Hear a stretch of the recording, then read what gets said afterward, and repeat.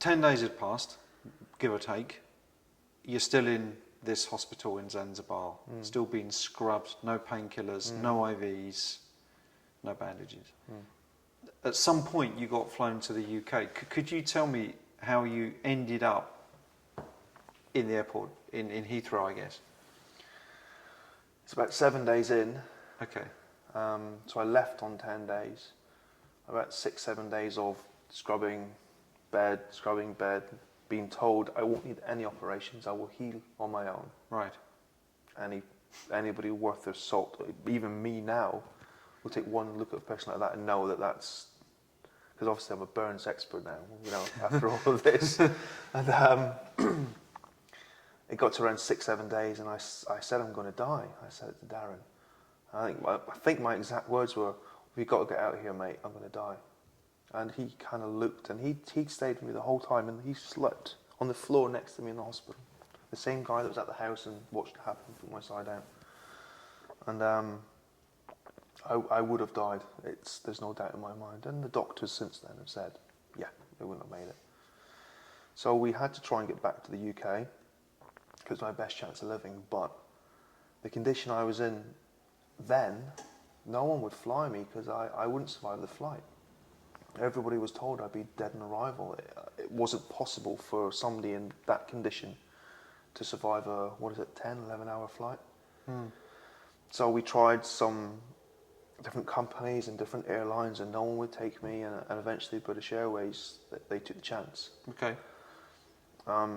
It was maybe an uncomfortable chance for them to take, but they were willing to, and that's a big deal.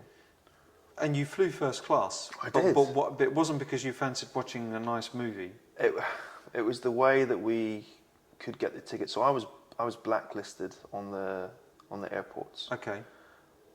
Because they knew that I was trying to get out. It was almost, I don't know how that works. There was common knowledge and my passport number and everything, and we tried to book it. Yeah. It would highlight that there was something up, and that's what happened. We got to the airport, and I was carried in naked.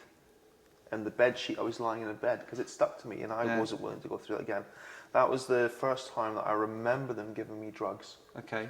And they gave me tablets to take on the plane. Okay. Or before the plane. And I know it was paracetamols because I know what paracetamols are. There was maybe 5 tablets.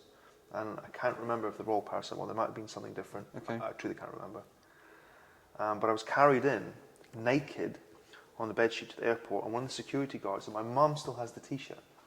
He had a security, Port Authority T-shirt, and he laid it over my bits. Your bits. And I was eventually carried on to this plane, and we booked the first class ticket. Nobody asked questions of first class passengers, essentially. No. You get to do what you want, because that's unfair to the airlines and security, but it's easier to do things when you have that. Yeah. So we went in. I feel sorry for the other passengers, because no one knew I was coming in. This wasn't a medevac And you must flight. have stunk. I'm sure I must have. You've got open wounds, infection. 10 days of infection, yeah. And couldn't have been a nice sight. It must have been horrendous for everybody else, because it wasn't a medevac flight. No. You know, I don't know if you remember, there was a couple of girls a couple of years ago who had acid attack in Zanzibar. No. Anyway, they had that.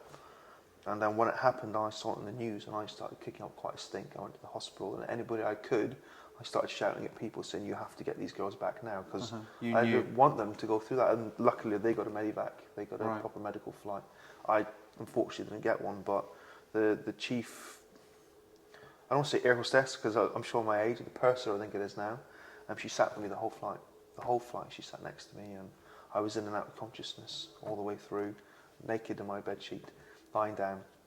And when we landed, I think they were as surprised as I was that I was still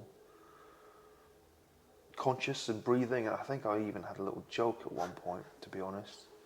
And everybody got off the plane, and an ambulance met us on the runway, which I thought was kind of cool, to be honest. You know, how often does an ambulance meet you on the runway? No passport control for me, straight through. And I remember the paramedic coming on the plane, and this works.